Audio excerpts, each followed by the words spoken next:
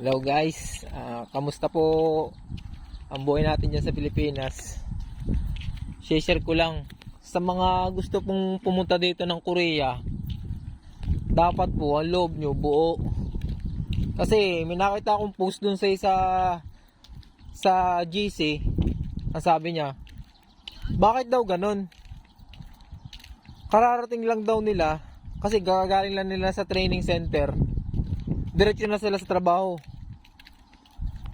Yung iba kasi guys, kagkakarating nila sa training center, kalimitan yun, narating sila training center Huwebes o kaya Biyernes.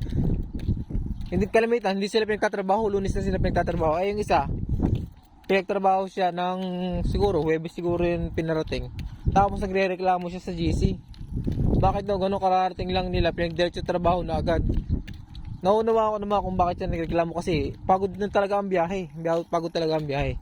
Pero guys, pumunta ka dito para magtrabaho, hindi para mag-relax. Pumunta mo dito trabaho, kaya nga marami ako sinasabihin na pumunta pa lang dito na bago pa lang dyan umalis sa Pilipinas, matulog na, maagang matulog kasi alam ko yung pagod sa biyahe. Puyat talaga, wala kang tulog, sakit sa ulo. Tapos darating ka dito, sobrang init, magtatrabaho ka, mainit.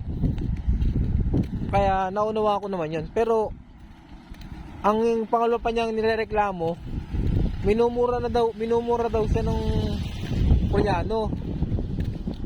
Minumura siya tapos pinagdadabugan. Siguro kaya siya minumura. Mali ang ginagawa niya. Kami guys, namumura din kami. Malimit na kaming mamura, totoo lang. Siguro siya, hindi siya sanay mamura, kaya nga may papayo ko sa mga gusto mag-Korea. Sanayin nyo na ang sarili nyo na minumura. Kasi pag hindi ka minura dito ay wala kang kwenta. Kaya ka minumura ng mga yan kasi gusto nilang makuha mo yung tinuturo nila. Ang mga Koreano kasi guys, gusto nila isang sabi lang sa'yo, kuha mo na agad kahit di ganun ka pagtuturo nila. Talagang mumurahin ka nila talaga dito. Nung una guys, kami halos mangiyak-ngiyak nga pag minumura kami. Mumurahin ka kasi hindi mo nagawa yung pinagusto nila ipagawa. Kasi siyempre, unang-unang hindi mo pa alam yung gawa hindi mo pa alam yung pinagagawa sa iyo, tapos gusto nila ma-perfect agad. Siyempre, talagang mumurahin ka ng mga yan.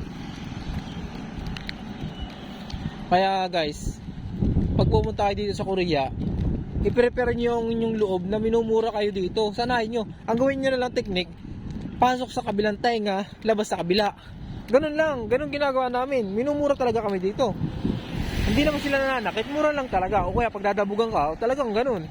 Pag talagang may mali ka, pag dadabugan ka, kasi ano ba naman yan? Bayaran ka ng napakalaking halaga tapos hindi mo agad makuha yung tinuturo ko. Ganun nasa isip nila. Bye bye guys. Yun lang po masasabi ko.